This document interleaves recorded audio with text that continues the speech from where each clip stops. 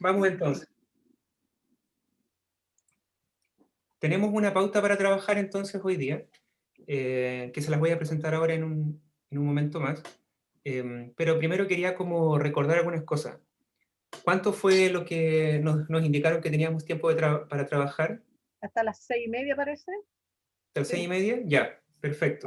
como una hora más o menos. Y lo bueno es que al ser un grupo pequeño, entonces todos, todas y todos vamos a poder comentar, hablar. Yo creo que en la medida de que no nos interrumpamos, no va a ser necesario ir pidiendo la palabra, pero si yo veo que se desordena un poco eso, ahí voy a volver a la dinámica de pedir la palabra, pero no creo que sea necesario.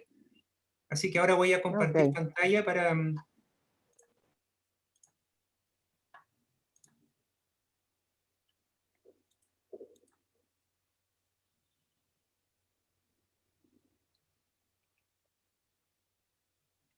Ustedes me avisan si se ve. ¿Se ve? Sí, se ve bien. Yo lo Súper. veo bien. Perfecto. Entonces, la tarea que tenemos hoy día eh, es bien concreta y fue organizada en dos pasos. El primer paso es hacer el diagnóstico general basado en estos 4 puntos. Pensar en 3 aspectos que sean relevantes sobre la situación socioemocional en la educación parvularia y escolar chilena previo a la pandemia. Ojo que estos temas como que los conversamos los días previos, entonces podríamos ir sintetizando más bien algunos puntos acá, ¿vale? 3 aspectos relevantes sobre la situación socioemocional en la educación parvularia y escolar chilena durante la pandemia. Podrían ser aspectos que se agravaron en realidad, o sea, que podían estar presentes antes, pero que ahora empeoraron, ¿cierto? Y preguntas, ¿cuál es el marco regulatorio y programático vigente y pertinente para la salud socioemocional de la educación parvularia y escolar? O para el bienestar socioemocional, ¿ya? Porque a lo mejor la palabra salud, ¿cierto? Un poco nos vincula mucho con la medicina, pero podríamos pensar en el bienestar socioemocional. Y la otra pregunta es, ¿por qué este marco sería insuficiente y no propendería a la salud emocional en la educación escolar? Estas son como las ideas, fuerzas como para pensar, conversar y discutir. En la medida que ustedes vayan opinando, esto ya saben va a estar siendo grabado, pero yo igual voy a ir tomando nota, de tal modo que cuando volvamos digamos, a la plenaria, yo poder después presentar las ideas que surjan y emerjan de este grupo, ¿vale? Esta es la primera parte. La otra parte tiene que ver con la propuesta. Propuesta y recomendaciones. Y ahí hay 3 puntos. El primero es tratar de pensar en al menos 3 propuestas para tratar los efectos de la pandemia sobre el bienestar socioemocional de las comunidades educativas y para avanzar hacia un sistema educacional que promueva el bienestar socioemocional de las comunidades educativas. Identificar propuestas de intervención promocionales para todas y todos que sean preventivas y para algunos que sean individuales. Y identificar el ámbito de la propuesta, curricular, pedagógico, etc. Y cambios de paradigma, marcos regulatorios, institucionales o pragmáticos que promuevan.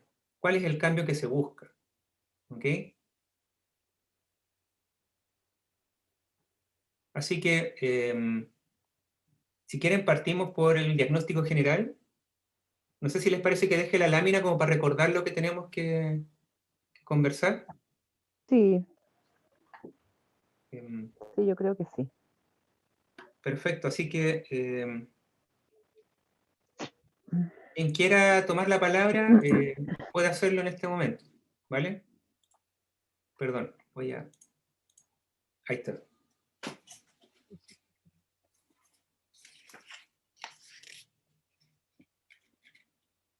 ¿Alguien quisiera partir? No recuerdo bien las cifras, pero recuerdo a Felipe Lecaleñat. Yo creo que todos ustedes lo conocen, ¿no es cierto? Cuando él presentó un diagnóstico general de la salud mental en Chile. Y ahí se veía, y esto fue antes del, de que viniera el estallido social y la pandemia.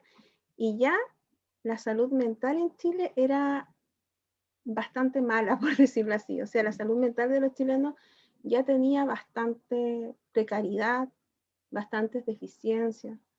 Tenemos un alto índice de depresión, no sabemos enfrentar las cosas, reaccionamos con violencia. Si algo no nos parece, no tenemos la capacidad de generar diálogo. Imponemos nuestras posturas, no las consensuamos, no hay un nivel de análisis de pensamiento crítico.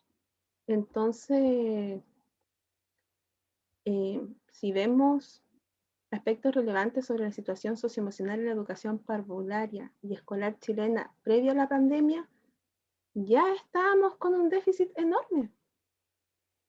Ahora con la pandemia se ha agudizado mucho más.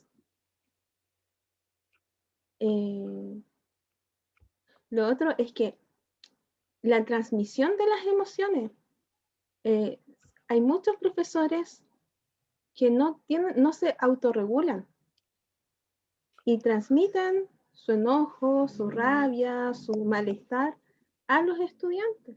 Entonces, si no hay autorregulación de parte de quien forma, es difícil que los educandos sepan regularse.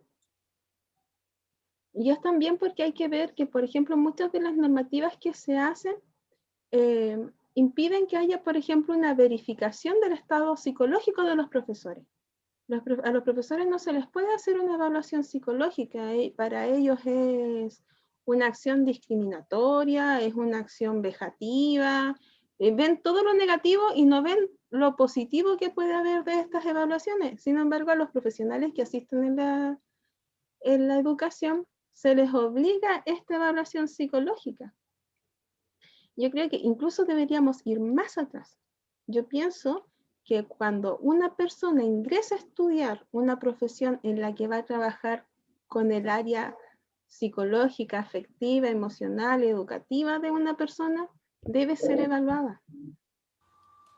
Porque se forman todos y después resulta ser que egresan y no tienen las competencias. Competencias que son básicas como habilidades sociales. Sí. Carla, como voy anotando, ¿cierto? Para ir sintetizando algunas ideas y no se me pasen, uno de tus puntos fue que el diagnóstico previo a la pandemia había problemas de comunicación interpersonal en las comunidades educativas, y el otro que estás planteando ahora es que también hay problemas de autorregulación emocional en los profesores que no han sido bien manejados, una cosa así. Sí, pero no en todos, sino que en algunos profesores, lo que igual afecta, miren, si en una comunidad educativa hay un profesor que tiene problemas de autorregulación emocional, increíblemente afecta a casi toda la comunidad educativa. Es así. Pero notar ese punto es como generalizar sobre los establecimientos y los profesores, porque yo creo que no todos, son muy pocos en realidad. No sé si son muy pocos, pero la experiencia que yo he tenido en cuanto a práctica y estar trabajando en colegio y lo que conversamos con nuestros colegas es que no es algo tan aislado. Yo creo que se da más en los establecimientos que tienen digamos, una matrícula de alumnos sobre los 1000. Yo creo que también va ahí, porque cuando es menor el grupo de alumnos no siento que el profesor esté como estresado. Mira, yo trabajo porque estuve muchos años en el liceo emblemático y sí vi muchos profesores estresados que estresaban a la comunidad. Y ahora estoy en un liceo que es un poco más pequeño y no veo a nadie estresado, porque hay un poco más de espacio, hay un poco más de tiempo, porque son la mitad de los alumnos que eran antes. Yo creo que por ahí puede ser también la carga laboral que ellos tienen. A lo mejor y eso, claro, afecta. Es que yo creo que va todo, porque igual va donde está inserto el colegio, en el entorno que rodea el colegio, cómo es la relación con los padres, con los estudiantes, porque hay entornos en que los estudiantes son muy respetuosos con los profesores, los padres son respetuosos, pero hay otros entornos en que los padres son súper violentos y agresivos, y los niños igual. En eso tienen muchas razones. Lamentablemente que son los liceos que están en la periferia. Lamentablemente es así. Y hay liceos que tienen muy poquitos alumnos y ocurre. Hay liceos con estudiantes. Como hablando con los 3 aspectos que relevantes de la situación antes previo a la pandemia, yo creo que tiene que ver también de lo que nos referimos a a lo que dice Carla, hay establecimientos que sí, los profesores son muy maltratados también por los apoderados y por los alumnos, lamentablemente en los liceos que son más vulnerables, y eso también viene de la mano con el hacinamiento, con la pobreza, con la frustración que van viendo, y eso también influye en que no quieren desarrollarse académicamente. Sí, Entonces esto viene antes de la pandemia, antes del estallido social, por eso el estallido social. Entonces yo creo que eso detonó que los jóvenes que iniciaron el estallido social ya estuvieran aburridos de no tener las oportunidades que necesitaban, que vieran una brecha muy amplia entre la educación que ellos estaban teniendo versus la educación que tiene otra persona que puede pagar un establecimiento cuando la educación debiese ser igual. Yo creo sí. que ahí viene un estrés también y un problema socioemocional fuerte de los jóvenes. Sí. Y A digamos, mí me jóvenes que son gustaría, niños también. sí, a mí me gustaría, yo estoy absolutamente de acuerdo con lo que se está hablando. Yo creo, yo he trabajado toda mi vida en salud mental y claramente lo que decía Carla es bien relevante. O sea, los indicadores de enfermedad mental, porque eso no es salud mental, de la población chilena son muy negativos. La alta tasa de suicidio, la alta tasa de trastornos emocionales, por ejemplo, en el país son cifras que han ido al alza permanente hace mucho tiempo y que no se han logrado controlar pese a la incorporación de mayores recursos en el sector salud, por ejemplo. No han bajado los índices de enfermedad mental porque eso no es salud mental. Hoy día se dio una ley de salud mental, pero que va dirigida más que nada a la atención sanitaria. O sea, no hay énfasis en la promoción, en la prevención. Y ahí estamos hablando de lo que estabas diciendo recién, cómo las determinantes sociales, ¿cierto?, definen la calidad y el estilo de vida de las personas. Y ahí claramente las colegas que están trabajando en colegios más vulnerados, porque no son vulnerables, son vulnerados, nosotros los vulneramos como sociedad, dan cuenta de que la posibilidad de violencia, de acceso a las drogas, por ejemplo, es una realidad permanente. O sea, el tipo de la violencia, las drogas en los sectores más vulnerados es una realidad que define de alguna manera en los estilos de vida y la calidad de vida de las personas. Y claramente vamos a encontrar violencia, vamos a encontrar depresión, vamos a encontrar trastornos de ánimo, uso de droga, claramente porque hay una realidad social que es tan fuerte, que son estas determinantes sociales que están incidiendo en nuestro comportamiento al final. Entonces, de repente, suena cierta un poco discriminador decir que los colegios que están en sectores más vulnerados hay más presencia de violencia, claramente, ¿cierto? Porque estas determinantes sociales están influyendo en la adquisición de valores, de normas, de conducta, y en nivel de satisfacción de las personas. ¿Y cómo se traduce eso? En conducta, ¿cierto? En conducta en la escuela, en conducta en el trabajo, en conducta en el barrio, qué sé yo. Yo creo que eso es una realidad de que el país tiene que hacerse cargo y está claramente previo a la pandemia y como alguien bien dijo esto fue la olla que terminó de salirse en el estallido social. ¿Por qué se produce el estallido social? Porque hay una acumulación de frustración, de frustración, claro. Sí. Mireia y Carla y Beth, para ir amarrando algunos puntos, ¿cierto? Y dejarlos bien claritos. Entonces, ha ido apareciendo lo que ustedes están planteando, entonces la idea de que como el sistema educativo es, bueno, como dice su nombre, ¿cierto?, es sistémico, basta que entonces, por ejemplo, uno de los integrantes de ese sistema, por ejemplo, el profesor, tenga algún problema de salud mental o de autorregulación emocional, como ustedes mismos decían, para que genere, ¿cierto?, una dinámica distinta dentro de la escuela o dentro de la comunidad educativa. También se ha planteado recientemente que con estas variables sociales como hacinamiento, pobreza o la inequidad pueden ser factores gatillantes de problemas socioemocionales dentro de las comunidades educativas también. Son las determinantes sociales.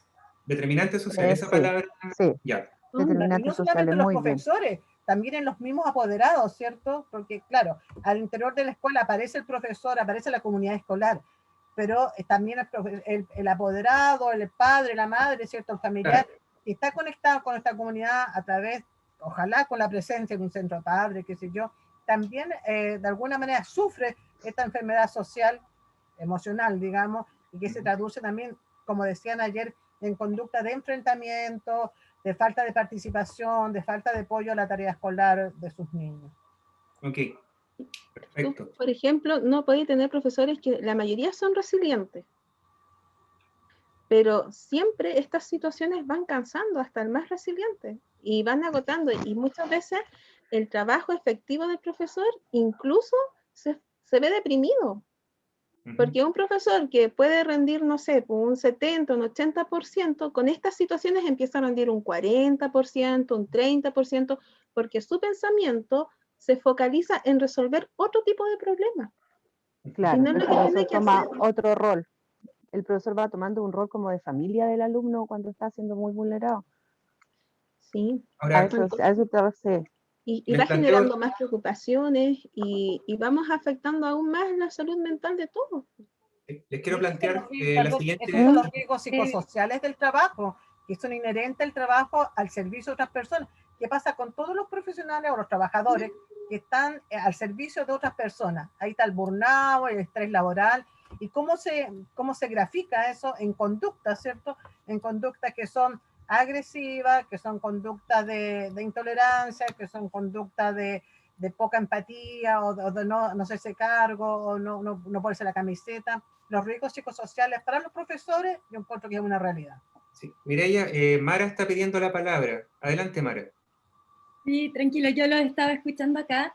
Yo voy a responder, bueno, me voy a presentar, mi nombre es Mara de Almeida, soy educadora de párvulos y soy parte de COEDEM, que es el colectivo de educadoras empoderadas. Nosotros hemos hecho bastante investigación en torno a este tema y otros temas, entonces voy a responder súper concisa, creo que voy a darle una pincelada a los 4 puntos. Respecto a la situación socioemocional en la educación parvularia, y me voy a enfocar en la educación parvularia previo a la pandemia, hay distintos estudios que presentan o muestran que hay un porcentaje alto de niños y de niñas que presentan problemas de salud mental, niños de 5, 6, 7 años, y que esto claramente interfiere en su desarrollo posterior, su desarrollo emocional, su desarrollo cognitivo, su desarrollo social.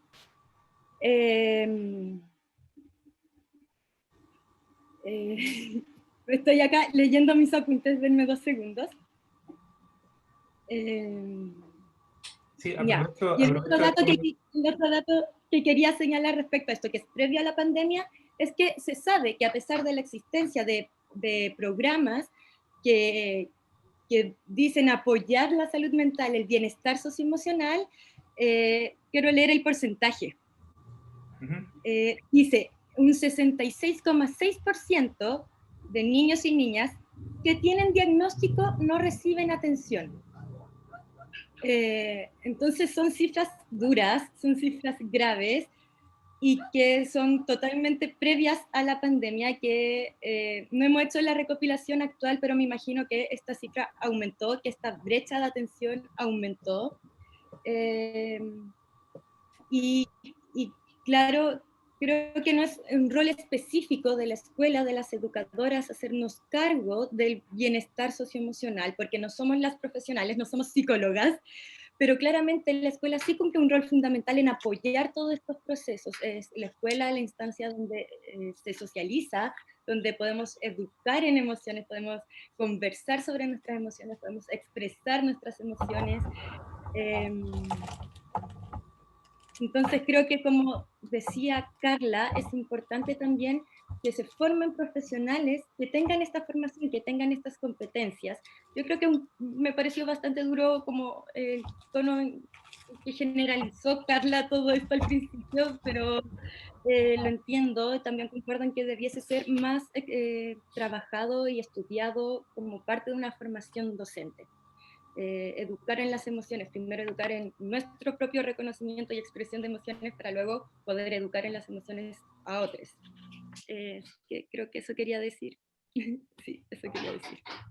Muchas gracias, Mara. No. Para sintetizar tu punto y saber si estoy interpretando bien lo que tú dices, entonces tu punto es que habían problemas de salud mental en párvulos, que es cerca del 66% de estos niños y niñas con diagnóstico no reciben atención, y te parece fundamental entonces tener a profesionales de la educación que tengan algún grado de formación en la contención y manejo de la emoción, ¿sí? Exacto, Ya. exacto. Y creo que no solo en contención y manejo, sino en todo. Como conocer las emociones, conocer más emociones que alegría, que rabia, saber que existen emociones mixtas, que hay emociones más complejas, quitarle esta connotación negativa a estar enojados, entender que toda emoción es un impulso, es energía, nos lleva a hacer algo, nos lleva a cierta actitud. Creo que primero saber sobre emociones es fundamental. Luego ya podemos hablar de contener, de expresar, de apoyar, utilizar este método que es amar, del que habla Felipe Le Canelier, por ejemplo, pero para eso uno tiene también que conocer su propia emocionalidad. Muchas gracias. ¿Alguien quería pedir la palabra? Y yo. ¿Quién es yo? María Paz. María Paz. María Paz, adelante. Me presento, yo soy María Paz Reyes, soy coordinadora comunal de convivencia escolar de la comuna de La Pintana. Creo que uno de los aspectos relevantes que también son importantes antes de la pandemia es que no se visualizaba la importancia que tiene lo socioemocional, el trabajo socioemocional en los establecimientos de educación. Porque si bien ahora estamos hablando de lo socioemocional, pero antes no se hablaba, o era muy poco. Nosotros lo teníamos en los planes de convivencia escolar, pero estaba.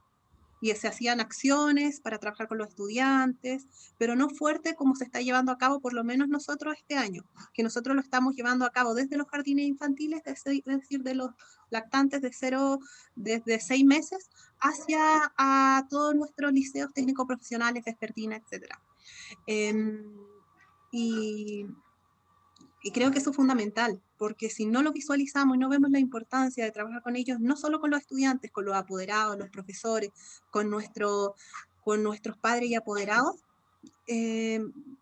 no sé si vamos a poder enseñar a los estudiantes a tener una regulación.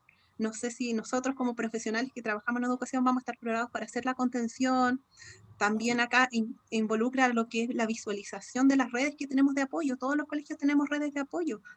Y tenemos que tener contactos con ellos, visualizarlas, trabajar con ellos, hacer derivaciones, pero hacer seguimiento de las derivaciones, porque no podemos derivar y olvidarnos, el caso lo tiene red de salud.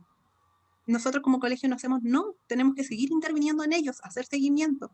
Entonces creo que eso es fundamental. Y también otro aspecto que creo que siempre estuvo, pero creo que ahora empeoró, la sobrecarga de los docentes directivos, porque siempre ha estado la sobrecarga de los docentes. Por lo menos en nuestros colegios de La Pintana, como ustedes dijeron, nosotros trabajamos con niños en extrema pobreza, en drogadicción, al lado de nosotros está la droga, en niños con armas. Entonces, hay una sobrecarga de todo el equipo que trabaja en los colegios.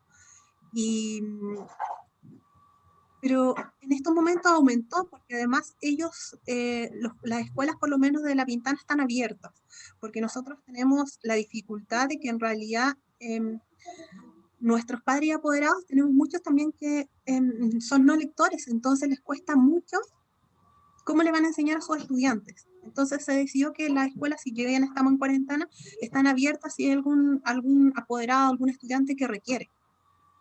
Entonces, estos docentes, si bien están haciendo clases online, están enviando el cuaderno viajero, porque tenemos casi el 60% que no se puede conectar a las clases online, está haciendo el cuaderno viajero, entregando guía, entregando mercaderías, también está algunos días en el establecimiento por el que hay estudiante que necesita el apoyo. Entonces... ¿Yo puedo agregar algo? Sí, Carla. Sí, saben que dentro de todo lo que ustedes dicen es verdad. Por ejemplo, imagínate, con ese diagnóstico de 66% de niños que lo tienen, entre comillas, y hay una cantidad súper importante de niños que no tienen diagnóstico. Por ejemplo, en el caso de los niños con TEA, muchos están siendo diagnosticados a los 7, 8 años, cuando debieron haber sido diagnosticados al primer año de vida. Entonces, o segundo año de vida. Y sí, no quiero ir a meses porque es específico decirle no entre los 8 meses, el año 8 meses. Es mejor a veces redondear. No hay una continuidad de control. Mire, uno de los casos que más me llamó la atención es de un niño que dejó de ir al colegio, que tenía autismo y nunca más se supo de él. Y cuando llegó ante el profesional que le iba a apoyar, le dijo, necesito los informes del colegio. y dicen, no, es que mi hijo no va al colegio desde segundo básico, pero yo quiero que lo evalúe como que está en sexto básico. ¿Y quién se enteró? Nadie supo. Imagínense, señor, nadie supo que el niño no estaba yendo a la escuela porque los papás habían decidido no enviarlo al colegio, no hizo una denuncia, quedó así. Lo otro es que yo creo que hay uno de los más grandes problemas es la honestidad del profesor al no decir, saben que yo no puedo hacerme cargo de esto. Porque los profesores dicen, no, ustedes tienen que ver el tema socioemocional de sus alumnos, le vamos a hacer cursos, capacitaciones, ya, vamos a los cursos, las capacitaciones, sí, podemos hacernos cargo de todo. Y no es así. Por eso los profesores están terminando estresados, agobiados, atareados. La cantidad de webinars a los que tienen que conectarse es impresionante. La cantidad de documentación que se realiza en los PIE reiterando la información es ridículo. O sea, haces un informe psicopedagógico, debería bastar con solo subir el informe, niño, no, que tienes que subir el FUDEI, que tienes que subir la valoración médica, que tienes que subir este otro informe, que tienes que... Son 10 documentos. Y así los vamos sobrecargando de tiempo. Los apoyos, el sostenedor decide. Si el sostenedor decide que un niño que tiene DEA solo lo va a ver un educador diferencial y no va a trabajar con él desde la base cognitiva un psicopedagogo, el niño solo va a trabajar con un educador diferencial. Y van a decir, no, tiene ayuda interdisciplinar porque, no sé, en la evaluación participó el psicólogo que lo vio una vez o el médico que lo vio una vez en el año.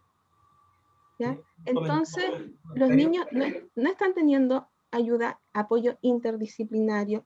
Los profesionales que se hacen cargo de trabajar con lo socioemocional son el psicólogo y también está el psicopedagogo, pero no lo saben, no lo conocen. Hay un desconocimiento enorme de la función y el rol del psicopedagogo y del apoyo que puede brindar dentro de la comunidad educativa y los mandan a hacer trabajo educador diferencial. Entonces, no, entonces, sí. como para sintetizar, entonces sería lo que yo entendí, que hay un sobrecargo hacia los docentes, que no debiesen cumplir roles que se les están exigiendo, y la falta de profesionales en los diversos establecimientos, que son muy pocos.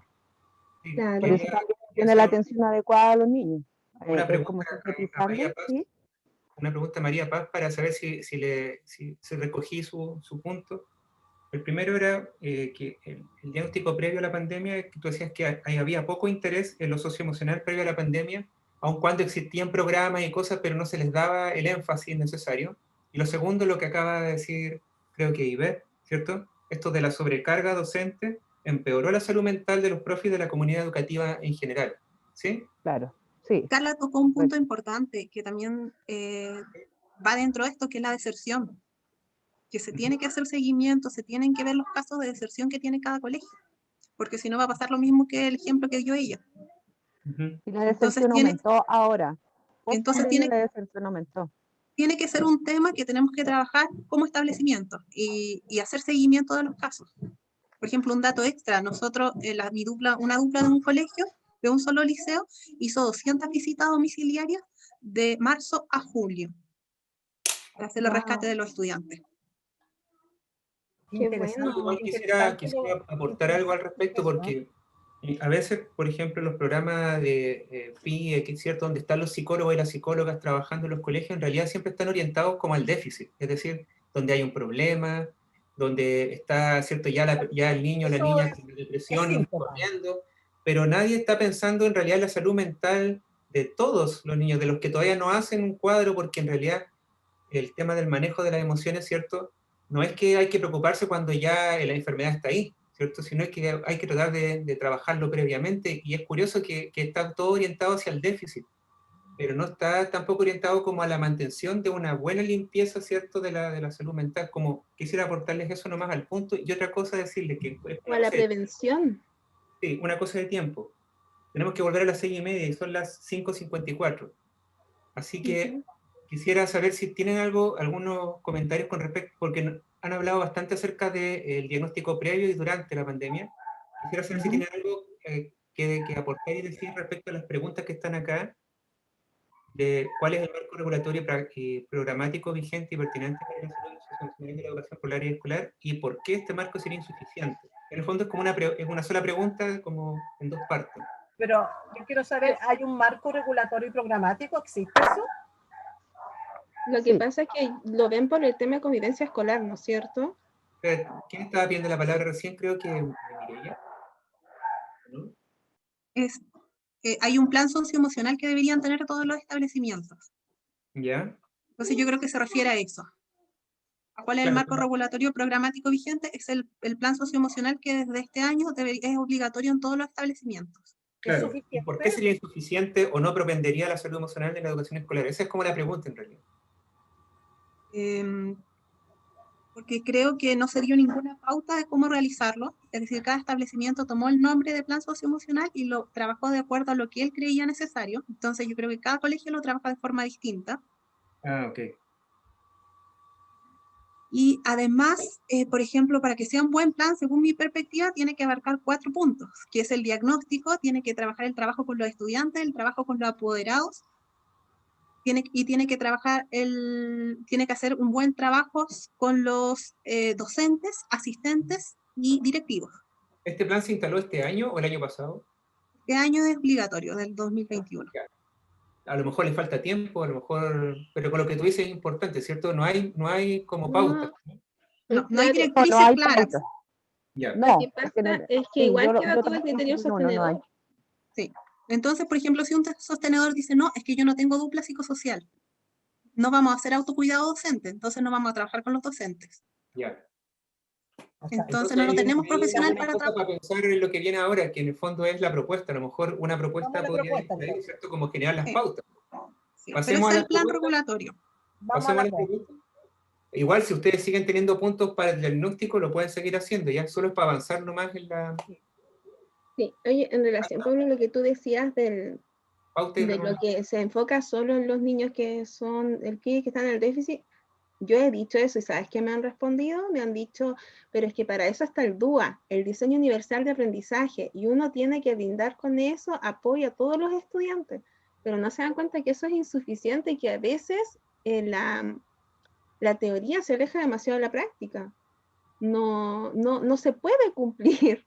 Es imposible, además el PIE te limita, te dice ya, tú tienes que inscribir por colegio un máximo de 5 niños con DEA, cuando las necesidades transitorias son las que mayor, o sea, lo que mayor presencia tienen dentro del aula de clase y de los colegios.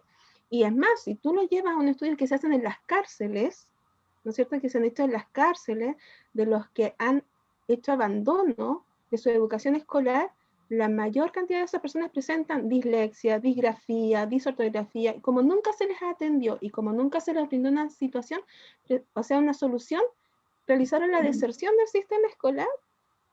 Entonces, hay un déficit de muchas cosas, Vale. sobre todo de profesionales que tengan las capacidades para atender estas necesidades. Lo dejé anotado eso, falta de profesionales en salud mental. Mireia está pidiendo la palabra. Antes de eso, Mireia, recordar nomás lo que tenemos que hacer en esta parte es propuestas para tratar los efectos de la pandemia sobre el bienestar socioemocional de la comunidad educativa y para avanzar hacia un sistema educacional que promueva el bienestar socioemocional de las comunidades educativas, identificar propuestas de intervención, identificar el ámbito de la propuesta. Sí, a mí me parece que hay dos ámbitos, yo de alguna manera lo dije ayer, que hay que separar, porque realmente empezamos a sintomatizar mucho, entonces a patologizar y a psicologizar mucho la situación. Y yo estoy como en otra posición. Yo creo que el bienestar socioemocional es una responsabilidad de todos. Y ahí yo iría hacia la formación, por ejemplo, a nivel preventivo, de toda la comunidad, los centros de padres, centros de alumnos, incluso, ¿cierto? Los niños más grandes, incluso los menores, ¿cierto? Hacia talleres como de personas, monitores de salud socioemocional, como a nivel preventivo. Todos podemos saber de eso, no tenemos por qué ser ni psicólogos, ni psiquiatras, ni siquiera tenemos que ser profesionales. Yo creo que son conceptos tan básicos. Yo haría una propuesta de que la comunidad escolar hiciera como un plan de prevención respecto al tema bienestar socioemocional a través de la formación de monitores. Y ahí yo incluiría a los padres muy especialmente. Si el padre no se incorpora activamente a la función docente, lo vamos a mirar siempre desde afuera, siempre como un otro. Pero ese padre quiere estar, esa madre quiere estar, y si lo invitamos, lo acogemos, lo integramos realmente al proceso educativo de los niños, yo creo que va a ser un recurso fundamental. Entonces yo haría propuestas preventivas, ¿cierto? A este nivel, a través de formación de monitores, armar qué sé yo, material educativo, cartilla. Hoy día la tecnología nos permite hacer muchas cosas y también en forma manual. Eso por un lado. Y por otro lado, ya las personas o los niños, los mismos profesores que tengan algún nivel de sintomatología básica, ¿cierto? Que no sea tan patología, digamos, tener esta interconexión con el centro de salud más cercano, ¿cierto? Eso yo creo que es súper relevante porque de repente entran a una lista de espera o se pierden, como decían acá las compañeras, que hacer un seguimiento es como casi imposible, y que hablen de la cantidad de visitas domiciliarias, y lo encuentro fantástico. O sea, cómo el profesional de alguna manera o de muchas maneras se incorpora, se compromete a una labor que tiene un riesgo. O sea, yo no voy a hacer visitas domiciliarias porque me tengo el riesgo de que me vaya a contaminar, pero cómo fueron al rescate, ¿cierto? Y tener indicadores así como precisos previos. Un niño que se queda más callado, o un niño que es muy disruptivo en la clase, o un niño que falta mucho a clase, o un niño que tiene una familia con problemas de droga, de violencia. Empieza a estar con el ojo más puesto en eso para prevenir que ese niño sea sintomático. Porque de repente me da la sensación que estamos profesionalizando el tema y no hay recursos para eso. Y todos somos responsables.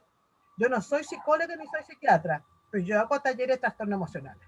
Yo hago talleres del modelo de aprendizaje socioemocional y con personas de un vecino, de una junta de vecinos. O sea, ellos se forman como monitores para ir detectando, levantando las antenitas, ¿cierto? Y mirando alrededor cómo está la conducta, la emoción de los niños en clase. Entonces, eso hay que incorporarlo, hacerlo de la comunidad. Me parece que eso es fundamental. Sí, quiero revisar si es que anoté bien la idea central. Tú propones talleres preventivos y formación de monitores con la comunidad educativa, incluida apoderados, ¿cierto? Y formar redes con el sistema de salud para casos detectados. Claro. Yo ahí quiero agregar un punto, que el tema de afinar el ojo, lo que tú dices, ¿cierto? Cómo formar a las profes, a los profes o a los mismos papás, ¿cierto? Que ellos mismos vayan ayudando en la detección. También, ¿cierto? Muchas veces se piensa como que es una cuestión bien como de muchos conocimientos, pero en realidad yo he estado pensando que bastaría con hacer, por ejemplo, un trabajo de escucha activa, ¿cierto? La escucha activa es fenomenal en eso, digamos. Al profesor o la profesora no solamente le va a ayudar en este punto de lo socioemocional, de detectar casos, le va a ayudar incluso a hacer clases. El tema de la escucha activa te permite que no solamente no escuchas lo que dice el otro, sino que escuchas cómo lo dice, desde dónde lo dice, por qué lo dice ahora, o por qué calla, ¿te fijas? Yo creo que ese es un punto interesante que quisiera integrar. Y quisiera dirigir una pregunta a Mara, porque muchas veces pensamos esto al nivel como de básica o de media, pero nos olvidamos del párvulo, de la educación inicial. Entonces, tú planteaste que eras como la especialista en esta materia, entonces, ¿cómo te imaginas tú una propuesta para la educación de primera infancia? Bueno, va a ser un poco obvia mi respuesta, pero claramente es el juego. ¿Ya? Claramente es a través del juego cómo se puede transmitir todo este conocimiento, la música, el arte. Existen propuestas para el trabajo y la educación y de las emociones en educación parvularia. Si quieren, los puedo buscar y se los mando por el chat. Pero es el juego. Y mucho también, y me sumo de nuevo a lo que decía Carla en algún momento, es ser modelo también. No le podemos enseñar a una niña, a un niño, a autorregularse si nosotros no nos estamos autorregulando, si nosotros no somos honestos con nuestras emociones también. Creo que la principal forma de trabajarlos, y por eso yo recalcaba tanto la importancia de que esto sea un tema que sea parte de la formación inicial docente, de educadoras de párvulo hasta profesores de enseñanza media, ser honestos con nuestras emociones. A mí me ha tocado estar muy triste dentro del espacio educativo y tener que decir, ¿saben qué? Estoy triste y tengo mucha pena y tengo muchas ganas de llorar. Y así, no solo valido mi emoción, sino que también les muestro a ellos, a ellas, que es una emoción válida, y podemos incluso conversar qué estrategias podemos desarrollar para contener mi pena. No sé, tía, puede ir a lavarse la cara, o tía, puede bailar, o tía, cantemos, abracémonos. Entonces es el modelo, es el juego, el arte, la música. Y si quieren les busco documentos donde se hablan propuestas para este trabajo. Eso me parece súper interesante lo que planteas, Mara, porque era algo que también yo había estado reflexionando durante la tarde, en el sentido del siguiente, que a lo mejor parte de la propuesta que nosotros podemos levantar tiene que ver con reequilibrar el currículum. A lo mejor en este momento, y en una de esas si funciona, a lo mejor lo podríamos dejar, ¿cierto?, para el futuro, pero en el sentido de quizás disminuir el academicismo, ¿cierto? Este problema academicismo que se habla en primera infancia, ¿cierto? Que los jardines se están volviendo academicistas, que los niños y las niñas están haciendo guías, ¿cierto? Exacto. Siendo que hay núcleos de creatividad, ¿cierto?, de autonomía que no se están trabajando, sino que entonces a lo mejor se pudiera reequilibrar el currículum para darle más énfasis a estos saberes que a veces son menospreciados, ¿cierto? Como el juego como instancia de aprendizaje, la creatividad, ¿cierto? El pensamiento reflexivo y crítico también, la autonomía cognitiva, porque a veces también se confunde la autonomía con que los párvulos aprendan a abrocharse los zapatos y no tiene nada que ver, ¿cierto? Es pensar por sí mismo. Y esto puede ser aplicable incluso al nivel básico y medio, porque también se habla, ¿cierto? Así como se habla de evitar la academización de la educación inicial, también se habla de cómo podemos parvularizar la educación básica, es decir, cómo metemos el juego, ¿cierto? O las actividades más lúdicas, porque algo pasa en ese verano entre que salen del jardín y entran a primero básico, que ese niño y niña que jugaba, de pronto, pum, tiene que estar quieto, peinado, sentado, con un uniforme, mirando para el frente. Entonces, parte a lo mejor de la propuesta podría incluir, lo sugiero, ¿no?, este reequilibrio del currículum, ¿cierto? Para dar mucho más énfasis a los espacios a esos saberes que son menospreciados en la escuela, como educación física, música, ¿cierto? Las artes, o incluir talleres de expresión corporal, por ejemplo. En esos ejercicios tan sencillos se expresan muchas emociones. En el teatro, por ejemplo, no sé, lo dejo para la discusión. ¿Mireya quiere hablar o no? ¿O tiene la manito arriba? No, se me quedó Podría- arriba la mano, pero nada más que decir que hay un programa maravilloso que de Senda, imagínate, de prevención del consumo de alcohol y drogas en jardines infantiles. Imagínense, o sea, uno dice, ¿cómo se va a hablar de ese tema tan grave en jardín infantil? Hay un programa Senda para eso, obviamente adaptado a todas las condiciones de los niños. O sea, el juego no hay que abandonarlo nunca. Pues, mi mano no lo puedo sacar. Sí, No te yo preocupes. quería como para redondear lo que decía Mireya, sí, crear, digamos, diferentes actividades para como enamorar, yo entendía así como apoderada, enamorar, reencantar a los padres y apoderados para que se integren a las comunidades y de ahí también trabajar para que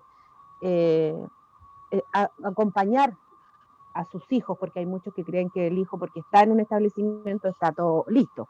No es así.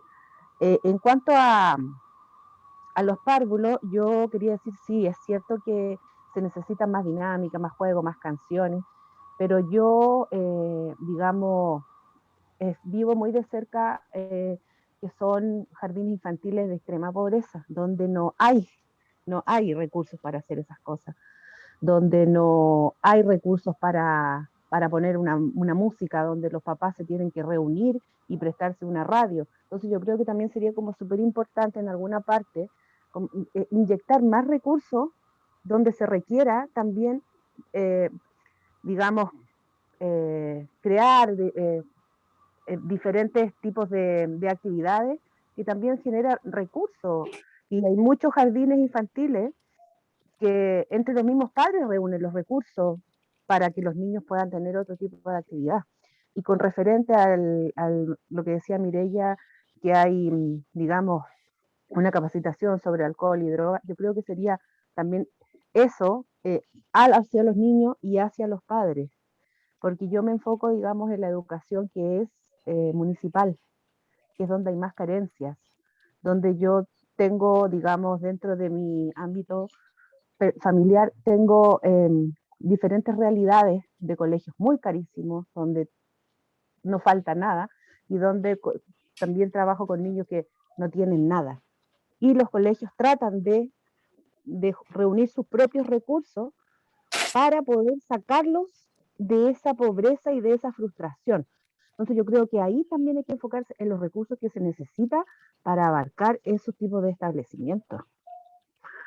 Porque se le puede exigir diferentes tipos de programas. Ustedes, por ejemplo, lo que nosotros conversamos acá, que tienen que hacer una dupla, que tienen que psicosocial, que tiene que haber más profesionales, pero a veces no hay ni siquiera sillas. Entonces yo creo que un punto súper importante también la distribución de los recursos y para poder sacar desde la base, desde el párvulo hacia adelante, a los niños que después son jóvenes, adolescentes, que quieran ser más partícipes y no quieran cambiar su entorno, porque el entorno arrastra mucho. Entonces, el entorno te come, porque es más fácil que yo vaya a robar al supermercado que yo vaya a clases, porque en mi casa no tienen que comer. Entonces yo creo que desde ahí es un trabajo súper fuerte que hay que hacer, y desde ahí yo creo que parte, desde la sala cuna, que yo he visto niños pero muy vulnerados, extremadamente vulnerados, de 2, 3 años, que realmente no hay recursos en su casa y van a un jardín donde tampoco hay recursos. Entonces, ¿qué hago yo? Mejor los dejo en la casa comiéndose el pan con la taza de té, que en el jardín es lo mismo. Entonces, yo creo que ahí es súper importante, como por algún lado, poner el recurso monetario que necesitan para poder fortalecer esa parte. Un comentario y le doy la palabra a Mara, que es la especialista en esto. Yo no estoy seguro si se necesitan tantos recursos para jugar, por ejemplo, se necesita la imaginación para jugar. Sí, está A bien veces que se piensa necesiten a veces recursos para piensa que el jugar. dinero... Pero espera, una cosa importante que quería decirle. De pronto, a lo mejor, estas instituciones se les inyecta recursos, pero el problema es cómo la administran las plata. Habría que también pensar un poco por ahí cómo Un va la cosa. tipo de fiscalización. Claro, ¿en qué Fiscalización, está dices tú. invirtiendo las lucas? Mara, adelante. Sí, la infraestructura también son horribles. Sí. Sí. Bueno, estuve escuchando Ivette y hay muchas cosas con las que concuerdo contigo. Definitivamente faltan recursos en educación parvularia, y también falta fiscalización, también falta cuestionarnos el modelo de educación parvularia que tenemos, esto de que existan jardines Junji, jardines Integra, jardines BTF, jardines particulares, que al final son como jardines infantiles de distinta gama, que reciben distintos aportes del Estado. Algunos son administrados directamente por el Estado, como los jardines Junji, otros son semiestatales, como los jardines Integra, los jardines BTF ahí son Municipales. un popurrí de cosas. Municipal. No Y es todos, hay BTFs municipales, hay BTFs de fundación, hay BTFs de organizaciones no gubernamentales, y cada uno después administra esos fondos libremente, y yo creo que ese es el problema. No basta con inyectar recursos, también basta con a dónde van dirigidos estos recursos, quién regula cómo se utilizan estos recursos, pero sí, definitivamente hay que tener más recursos económicos en educación parvularia. Pero también voy a decir lo mismo que Paulo, creo que para jugar, me voy a enfocar en lo socioemocional, que es el tema que estamos abordando ahora. Para trabajar las emociones tampoco necesitamos gran infraestructura, cosas sencillas. Pueden ser reunidos en un círculo en el patio del colegio con las familias, puede ser con los vecinos en la junta de vecinos, si es que hay. Y yo sé que es difícil, yo trabajé en un jardín muy vulnerado, más encima en comunidad mapuche, rural, como todo lo que se pueden imaginar que puede estar mal en un jardín estaba mal. Y las cosas también se pueden hacer de cierta forma, con muchas ganas, también con con mucho voluntad. desgaste de uno, con poco apoyo de las instituciones que deberían dar el apoyo. Pero sí, creo que que no se puede ocupar como excusa y no hay recursos para no trabajar estas cosas. Sí, no hay recursos, tienen que haberlos, sí. ¿Vamos a dejar de trabajarlo y de dar nuestro máximo posible porque no tenemos recursos? No, yo creo que no. Pero es que no se trata de Así que, voluntariedad, se trata de lo que corresponde que tiene que hacer un gobierno, un ministerio, sí, preocuparse de esas instituciones de la cual dependen. Entonces, si se estoy muy de trata acuerdo contigo, pero de voluntariedad, todos tenemos una voluntad, para los que trabajan también, pero se necesita el respaldo de quien depende de esa institución.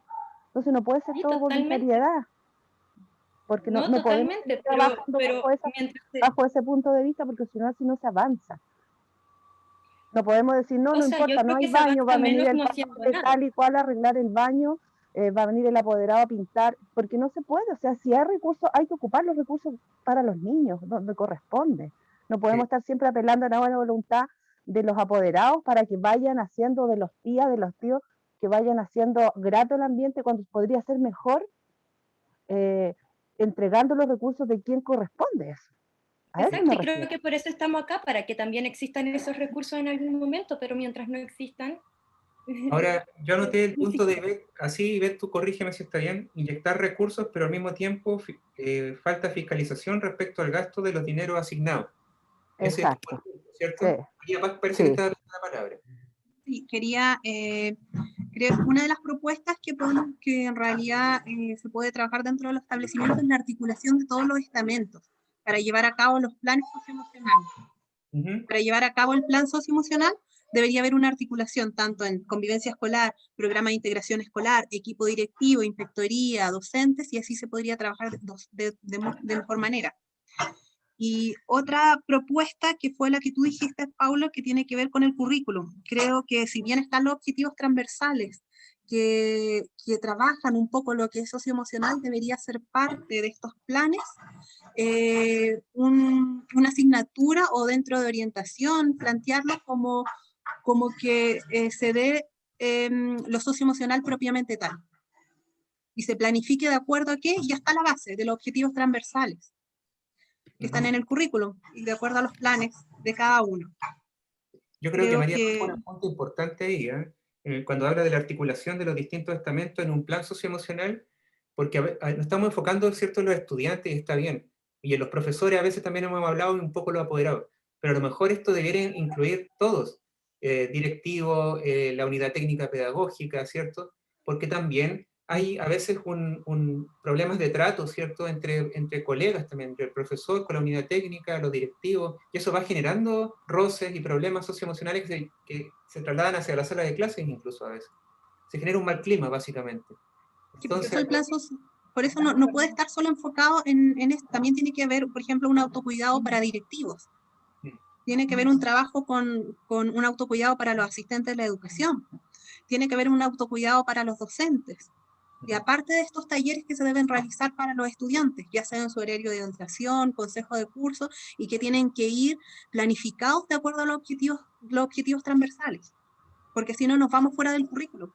Porque imagínense, si contamos con una dupla, con un trabajador social, no va a dar abasto a hacer los trabajos, por ejemplo, un taller semanal, pero sí podemos contar con el profesor. Y el profesor que nos pueda apoyar, pero de acuerdo aquí a la planificación de los objetivos transversales, que ellos también los manejan. Entonces no es algo fuera que ellos no manejan, ellos sí manejan los objetivos transversales, con el apoyo del equipo. Por eso Yo también sería de la idea de abrir la escuela, porque de repente estamos tan centrados en sí mismo, como se ha hecho esta cosa de abrir los hospitales, este hospital amigo, por ejemplo. O sea, el hospital ya no es un centro misterioso, apartado, que no entra nadie más que la gente de salud. No, entra gente de la comunidad, hay actividades relacionadas con la comunidad, porque si bien es cierto, los recursos siempre van a ser escasos, pero estamos hablando de una comunidad, y en la comunidad todos aportamos. Y como les digo, abramos las escuelas. O sea, alrededor de la escuela siempre hay recursos. Que hay una industria, que hay una municipalidad, que hay un consultorio, que hay otras escuelas, digamos, porque para compartir los recursos, compartir los saberes, compartir las experiencias, me parece que eso también ayuda a mejorar, sabiendo que los recursos siempre van a ser escasos y no son suficientes, pero esta cosa de entre ser creativo, hacer fiscalización de los usos de las platas fiscales, también yo creo que hay que abrir la escuela para mirar alrededor. Sí. Sí, creo igual que En tú. Italia hay un paradigma que es el de Reggio Emilia, que dicen que los jardines y las escuelas, por ejemplo, no pueden ser un contramundo de la ciudad, sino que tienen que tienen que permear. Es una membrana como la de la célula que deja pasar, ¿cierto? Y deja salir y deja entrar fenómenos que están en la ciudad y dentro de la escuela. O sea, como que la escuela no puede ser una esfera, ¿cierto? Donde no pasa nada y afuera está pasando todo. Como decían ustedes, en barrios vulnerables, si afuera se están escuchando balazos, eso no, el profesor o la profesora no puede hacerse el leso y seguir con su clase, sino que se tiene que integrar, algo está pasando afuera en la comunidad, ¿cierto? Eso también es socioemocional. Eh, ¿Qué les pasa a ustedes, niñas y niños, con eso? No se puede continuar con la clase, hay que empezar a hablar de eso. Me da miedo, no sé qué, ¿cierto? Así que me parece un punto interesante el concepto de abrir las escuelas, que lo dejé aquí anotado. Sí, es súper bueno ese punto, porque yo, bueno, voy a ser autorreferente, pero tengo a mi hija en una escuela, digamos que está así, abierta a la comunidad, tiene un sistema educativo que es así, incluye a toda la comunidad, incluye a la junta de vecinos, incluye a los locales que están cerca del liceo, que participan Claro. también en el liceo, y ha tenido un buen efecto. Es una comunidad muy inclusiva, y como dice Mireia, tuvo muy buen resultado. Yo creo que se podría replicar en varios establecimientos. Es una buena metodología, porque ha funcionado bastante bien, incluso digamos, los locatarios que están alrededor del liceo tenían un concepto muy errado sobre los estudiantes por ser un liceo, digamos, como emblemático, conflictivo, y al integrarse en algo tan simple como partidos de fútbol, partidos de básquetbol, han ido conociendo a la comunidad y también se ha ido, digamos, ayudando en eso, ayudando a los estudiantes, también los protegen, y se ha ido creando redes, sí, yo encuentro muy bueno ese punto. Yo creo que debiese ser abrir las escuelas, sí, porque viven en un mundo, digamos, yo siempre lo digo, pero viven en un mundo como Montessori en algunos colegios y salen al mundo y no es la vida Montessori. Entonces, debiese ser así. Concuerdo absolutamente con lo que dijo Mireia. Imagínense que nosotros abrimos el Hospital Psiquiátrico El Peral, abrimos el Peral, que eso es un centro de claustro, de asilo clásico, donde nadie, que era misterioso, que era terrible, todo el mundo hablaba cosas horribles de un hospital como ese. Abrimos el hospital y la gente empezó a entrar, se hacían fogatas, se hacían música, empezaron, y eso de mirar los pacientes, pues después los fueron incorporando, los fueron visitando, fueron apoyando al hospital en distintas iniciativas. O sea, cómo se abrió de tal manera la psiquiatría también en un lugar tan misterioso y tan apartado como eso, que significó entrar recursos, y no solamente recursos materiales, también recursos emocionales, ¿cierto? Que alguien Recursos humanos, sí. para hacer una cosa de música al Hospital El Peral era increíble. O sea, se llama Locos por la Locura, una cosa así se llamaba. Pero la gente empezó, te digo, a abrirse. Ya no es cerrado, ya no es misterioso, ya no es peligroso, digamos, y aportamos muchos recursos que no teníamos anteriormente. Sí, es así. Mi hijo participó de eso, lo confirmo. Y de ahí Sí. decidió estudiar lo que es hoy. Sí. ¿Qué estudió? Es sociólogo. Ah, por favor, muy bien. Sí. Ok, tenemos varios puntos y propuestas anotados acá. Creo que a lo mejor nos falta responder la pregunta ¿cuál es el cambio que se busca? Que es como la pregunta del punto 3. O sea, yo lo tengo más o menos claro, escuchándolas a ustedes, que al parecer lo que ha ido surgiendo, ustedes me confirman o me desconfirman, es la mirada, ¿cierto?, de entender la educación como un fenómeno relacional, como un fenómeno sistémico, que no es una cuestión que está pasando solo dentro de la sala de clases, sino que interviene incluso la comunidad circundante a la escuela. Y cuando se está hablando del ámbito del dominio de lo socioemocional, debiéramos como integrar, ¿cierto? No solamente a los estudiantes de la sala de clases, sino que a toda la comunidad, padres, apoderados, UTP, directivos, ¿cierto? Y los vecinos también, el vecindario, haciendo una circulación mucho más fluida, ¿cierto?, entre comunidad y escuela, en términos como generales. Y en ese sentido el cambio, yo no diría que es menor, es radical, de hecho, con el modelo que tenemos. Porque el modelo educativo que tenemos es más bien un modelo centrado en la competencia, orientado al logro y que le vaya bien en las pruebas, en la PSU, ojalá al final a los niños en la media. Y cerrado en sí mismo. O sea, y es individualista en la sala de clase. Los niños están sentados y no se pueden mirar para el lado, la copia no está permitida, cuando si uno lo piensa 2 veces, la copia es una actividad colaborativa bastante interesante, pero bueno, eso es para otro tema. No sé qué piensan ustedes. ¿Cuál es el cambio que se busca con estas propuestas que ustedes mismas han ido elevando? Yo creo que ahí hay un cambio de paradigma, ¿cierto? Cómo nos paramos frente a una nueva escuela, que requiere nuevas personas. Hoy día estamos a puerta a un cambio constitucional. O sea, eso no es menor, ¿cierto? ¿Cómo vamos a poder remirar nuestros valores para la práctica social? ¿Cierto? Yo creo que eso tiene que también estar en las escuelas. Las escuelas tienen que hablar del proceso constituyente, por ejemplo. No se pueden quedar aparte mirando la tele. Yo creo que hay muchos temas de la contingencia que hay que estar incorporándolo a la escuela, más allá de las materias, del Cristóbal Colón, qué sé yo, todo eso, que parece que fuera bien necesario, pero hay cambios valóricos que yo creo que tendríamos que incorporar a la formación de los niños. Cambios, por ejemplo, talleres de ética, talleres de yoga, por ejemplo, que fuéramos más mirándonos hacia el interior y poder avanzar a ser mejores personas. Pero para eso la escuela tiene que cambiar, tiene que abrirse y tiene que, como decíamos, hacer escuelas abiertas que incorporen el resto de los saberes, porque puedo ponerme como profesor o como profesional muy a un nivel así, como de una soberbia intelectual, y miro al otro como un indiferente. Yo creo que si lo miro igual, que me va a incorporar, que me va a aportar, yo creo que voy a ir avanzando en la formación educativa. Sí, le voy a dar la palabra a Ivette, pero quiero terminar, Mireia, una idea con la que tú estabas iniciando, que yo cuando reflexionaba esto pienso justo en, no sé si te interpreto, pasar del modelo individualista competitivo a una educación a escala humana.